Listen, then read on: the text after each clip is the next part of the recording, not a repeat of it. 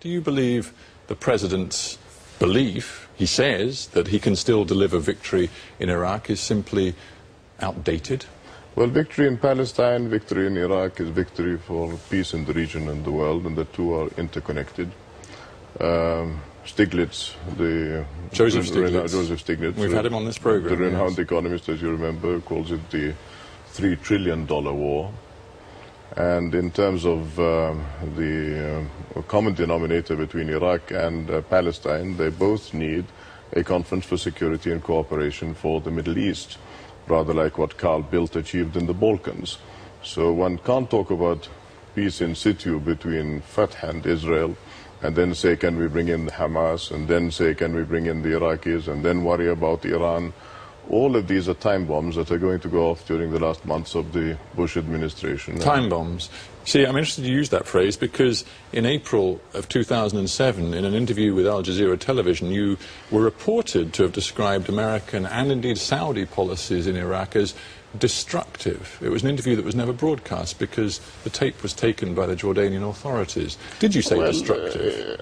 What I said is basically that I believe that the trillions spent on weapons are futile, and Seymour Hersh made that reference to the expenditure on weapons compared to the billions required to spend on pulling the carpet from under the feet of the extremists.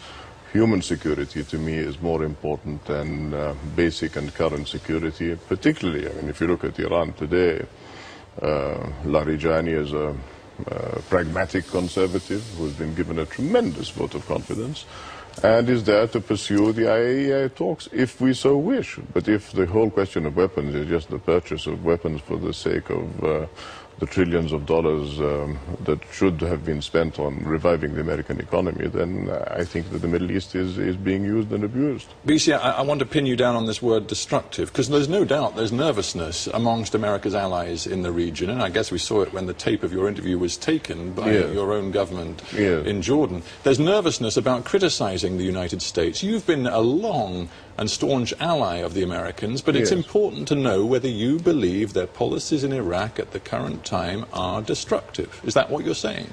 I think that policies and politics in Iraq are destructive, and what is required is a pacification program where it is clear that the bases that the Americans intend to maintain, as it would appear, for a period of time are part of a basic strategy to look at containing weapons of mass destruction in the region, protecting oil in the region.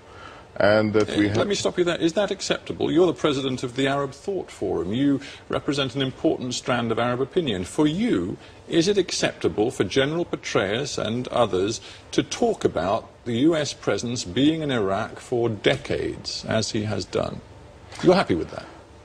I'm resigned to the statement, but I think that what is very clear, as the Oxford Research Group has said, is that we're going to have a situation of continued insurgency unless this presence, in parentheses, is part of a Western good neighborhood policy in the context of the Eurasian divide, which basically means from the Volga all the way down to Hormuz.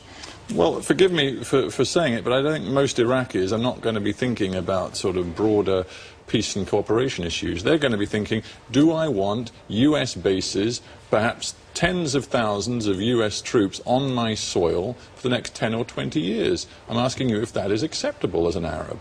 Well, once again, I saw Richard Pearl the other day saying that we were there for 50 years in Germany, and if we intend to stay there, we will stay there. I think if you asked most Germans, they would say it is unacceptable, but this is a realpolitik statement which I think most Arabs find unacceptable, and this is why it will lead to continuous insurgency. But if at least it's explained in terms of basic security is about the security of the region, that we're not going to have a third world war.